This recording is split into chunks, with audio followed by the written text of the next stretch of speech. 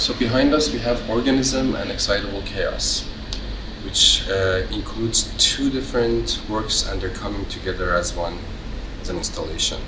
In the back we have Organism, which is an organ that has been media archaeologically relooked at. And in the front we have Excitable Chaos, which is a triple pendulum that's robotically co-steered. In the installation mode, Excitable Chaos's movement drives Organism's thresholds of airflow, so we hear the sonification of chaotic movement through fluctuations of air that Organism turns into sound.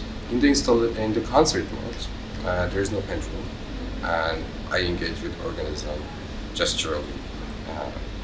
That's that. So let's talk about Organism.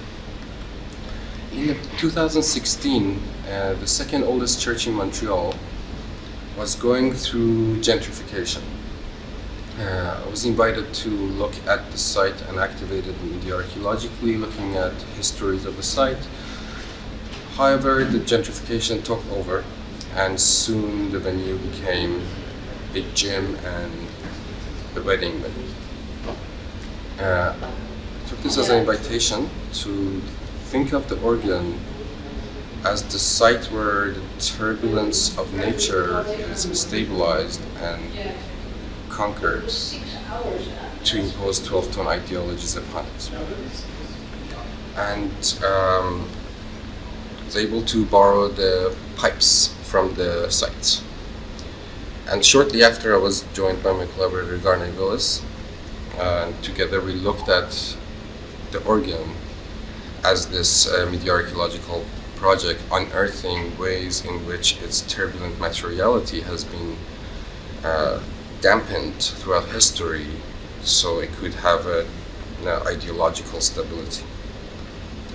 However, the goal became to look at ways in which the organ's sonic thresholds are alive if we let it be. What does that mean? Each pipe is a universe where if we don't give it a stable flow of air as designed by the original organ maker, it could go between tone and timbre and noise, and it could sound all sorts of lively modes of mattering. For example,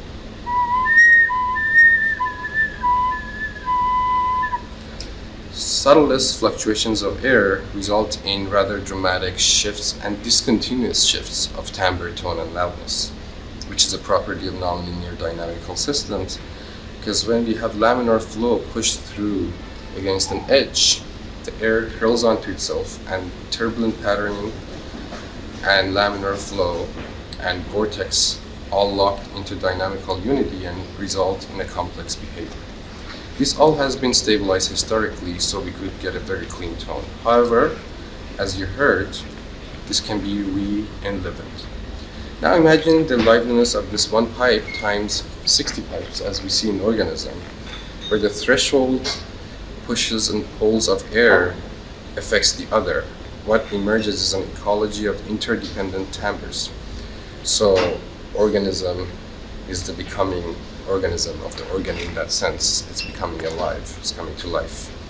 And in concerts, it feels like performing with agencying of an unfolding turbulent wave that I try to stay afloat, holding moments of temporal magic, creating textures. The music that comes out might resemble all sorts of cultures as reported to us by audiences. However, that's not the intention, because when composing with Organism, there is no ideologies musically coming from us. There's no notes, scores, only modulation of energetic thresholds. But technological control over turbulence of nature is the process that's responsible for becoming cultural of nature, sonically in this case. So when that process is open to becoming anew in context, all sorts of musical cultures can emerge. to go beyond idealization of nature and mathematizations of nature, which are generative algorithms of today, from AI, music, to stochastic formalisms of sorts, are an expression of, to go beyond that into the kinetic rawness that gave birth to that once. So the simplest place in nature where a faint source of liveliness emerges is a double pendulum. A double pendulum is a simple nonlinear dynamical system where the exchange of potential and kinetic energy between the two oscillating arms, or movement bound between two limits, leads to the emergence of a dynamical unity, and their forms of coming together and exchanging information and falling apart leads to an inner liveliness. The art science question that was at the focus of our investigative process was to find and ask ourselves, what is it of chaos that feels alive? This is not a question that positive science can answer, as we've seen positive science failing at describing what is alive, what is consciousness. So we grounded ourselves in a methodology that's not just conceptual, but also thermodynamically informed. When things come together to exchange energy, and when a system is put into tension with itself, it has energetic tensions that it needs to internally resolve. The moment this happens, the system to a degree no longer is abiding by the linear causality of the outside world, be it entropy or physics of movements, because now it can resolve its tensions internally. This is a faint sense of sense developed in nature. It's nature's engine of invention, and it's a faint sense of intentionality. It's a system that is in tension with itself. In its intensity, it can develop intentionality, which means a directionality within its dynamic unity.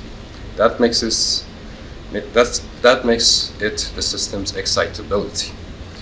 So the question for us becomes, methodologically and ethico-aesthetically, how can we modulate the intentionality of the system without dampening its form and manner of liveliness?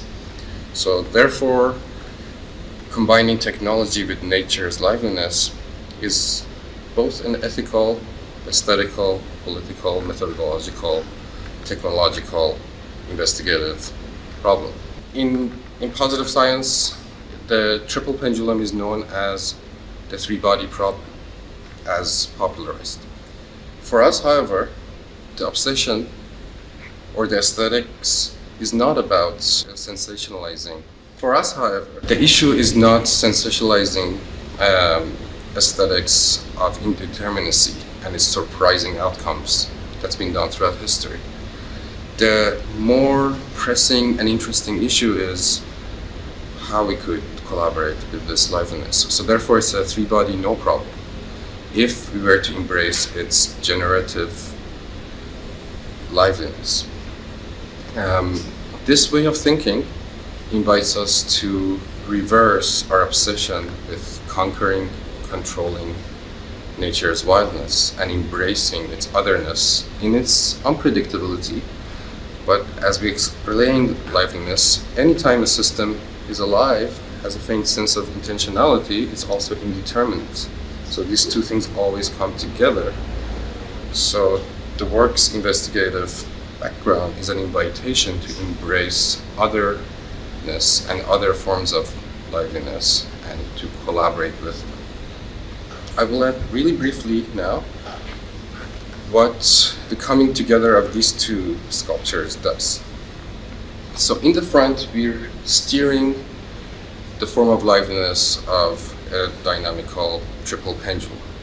Each instance of its modulation, which means the relation between mass and orbital relations, is pivotal joints, is an instance where it's an ecology. For example, think Miami versus Alaska. Each is infinitely variable, yet each is very distinct. It has a distinctness as each person or each ecology is. So we're able to take the system to modulate this ecology to go towards one or other modes of being, but then let it generate.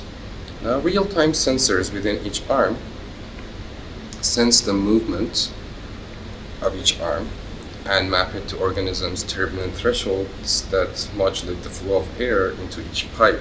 But as we know, organism itself is alive, so it's not a one-to-one mapping. So this becomes a sonification project. However, it's not a scientific sonification project, it's an art science sonification project. What separates it from a typical scientific sonification project is that we're asking at every instance again, what is it about chaos that's alive, that feels lively? Therefore, when we extract movement, we avoid idealizing it. As we've learned from philosophy of movement, from Bergson to Simondon, etc., we have to avoid spatializing movement. So we try to look at the intensities that are developed within the system that lead to the emergence of its dynamic unity. This means its energetic tensions and their resolutions, upheavals that lead to phase shifts, its manners of expanding and contracting, turning, vorticity. So these qualitative forms of movement that to us, both intuitively and investigatively, explain the manner of life of this chaotic motion of excitable chaos are mapped to organism. The result is a meditative platform for sonic investigation for the audience into how chaos and turbulence generate faint sense, or faint forms of liveliness in nature, both for pleasure of listening to it musically, as well as for an investigative, deep listening into ways things come together and fall apart.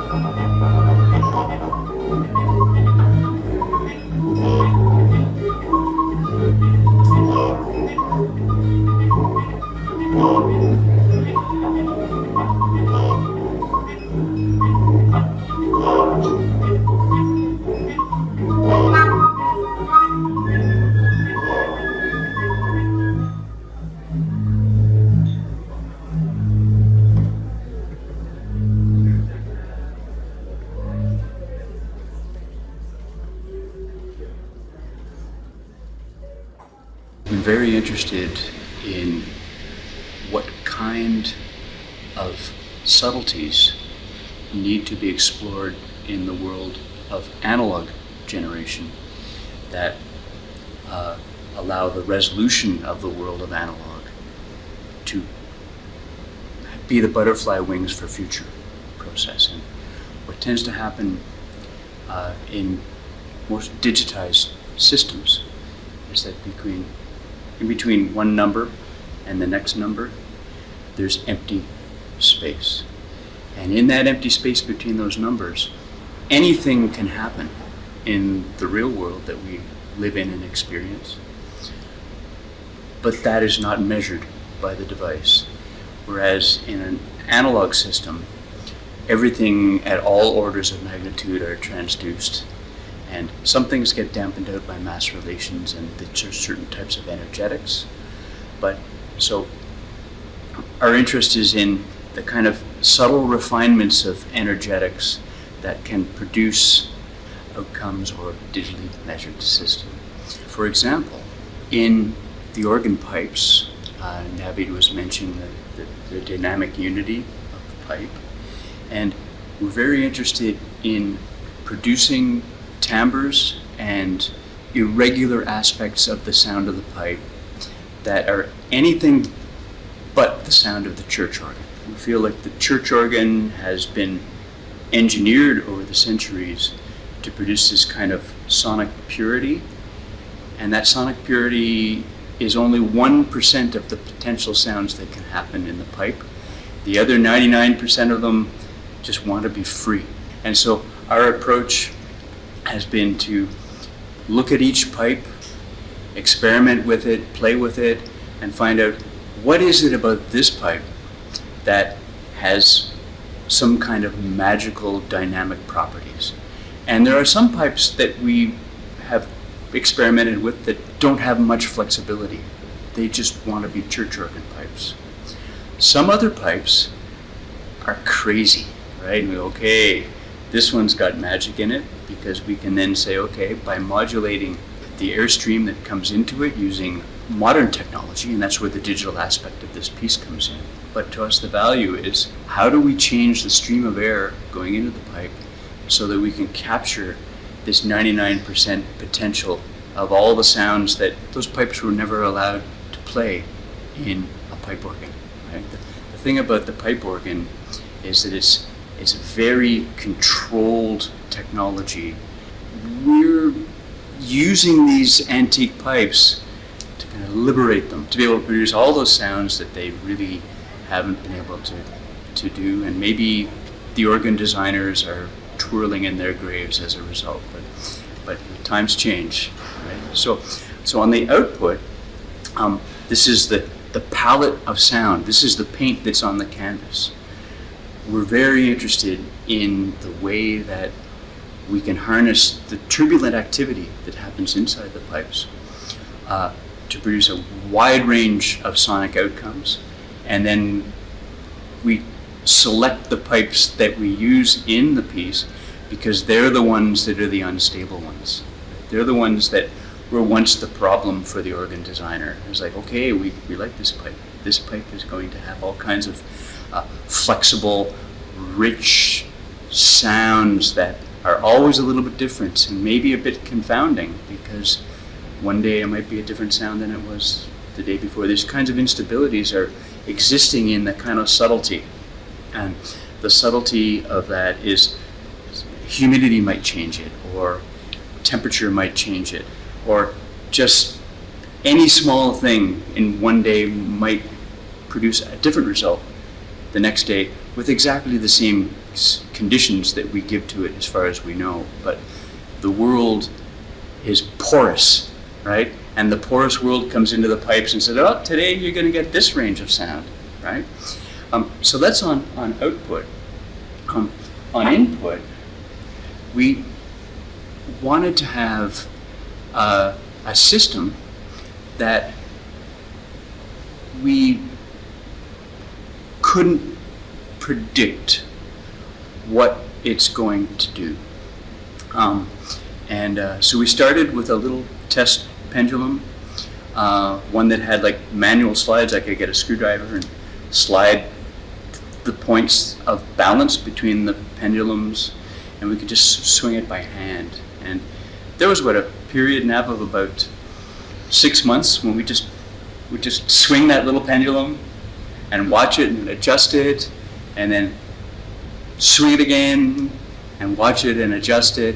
And it became apparent to us that there are certain sets of mass relations between the three pendulum arms that generate very interesting and subtle outcomes. They have a propensity to have a strange attractor rather than a periodic attractor. And it's okay, look, if we do this, and we put them here with a little mark on the side of the pendulum saying, okay, this is A, right? And then we would like readjust it a little bit and swing it, and we find, oh, this one is also chaotic, but it's a different relationship in terms of the different frequencies and propensities of the mass relations to relate to one another. So it's like a different, I like to call them families. Navi doesn't like the word family, but in any case, it became apparent that with this little pendulum, we had discovered these kind of, okay, I'll call it modes of chaos, right? Each mode has a set of propensities built into it, but within the details of those propensities, there's chaos. And I think that this type of propensity to have a chaotic system is really at the heart of most generation in the universe. I think, this is my personal opinion, like most materiality is generated by chaotic activities that snap into some kind of a stable form, and then they exist. And so we're really working this pendulum to find mass relations that are going to generate the most interesting outcomes over the long haul. And Navid said, three body, no problem. Okay, well, in theory, three body, no problem is no problem, except that then you have to build a three body pendulum that can do all of these things, have different modes of chaos, be able to change from one mode to another as it's swinging, have to be able to overcome entropic losses in the system. That is what happens just because of friction in the bearings, air friction, all these things that cause the energy to be lost. And so we came up with the idea of having a hybrid motor that only replaces the energy that's lost to entropy. It also can be used to embargo energy to the system, and we get different outcomes because the way the energy is shared within the three arms of the pendulum as they swing is determined by the amount of energy that we put into it. If we put too much energy into it, we're controlling it. If we put not enough energy into it, the energy concentrates in the higher frequency components. This is what we see with resonance in general. Came up with this motor that knows what direction it's going, and it knows where it is at all points. And then just like with a swing, we just give it a little push on each swing, and we only push the big arm. The two smaller arms are always free hanging. So they're just there to rotate as they will based on the mass relations between the three arms of the pendulum. And so the system that we are scrambling chaotically has its inherent energy introduced by the chaos motor, which is only two, one on this pendulum and one on our research pendulum. The idea being that if we add energy at the point where we have the most velocity already, then that addition of energy is less likely to dominate over the subtleties of chaos than it would be if we introduced energy at the least amount of velocity, in which case we're overpowering that small amount of energy. And what we want to do is we want to farm and amplify the subtle amounts of energy that cause the state to continue its changing dynamic behaviors.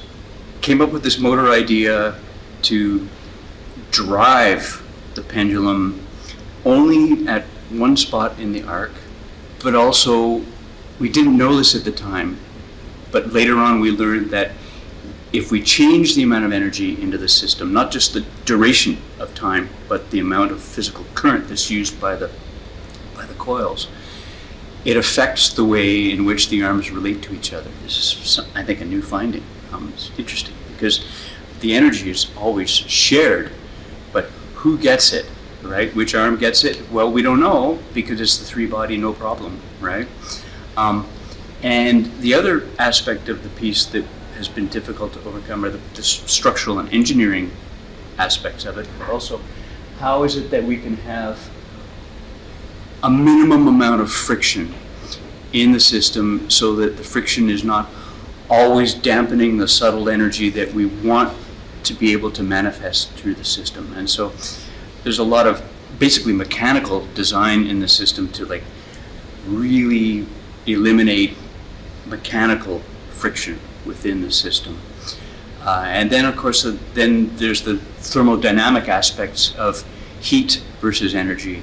And so we also had to figure out how many coils do we need and how can we have the system run in a way that it won't, first of all, cause the pendulum to fly apart because of too much energy, but have it at a size that's adequate so that it runs at a good temperature, but also doesn't burn up, right? We don't want to have the coils burn up. We want to have the system kind of just right in size of magnitude so that we can introduce the lost energy.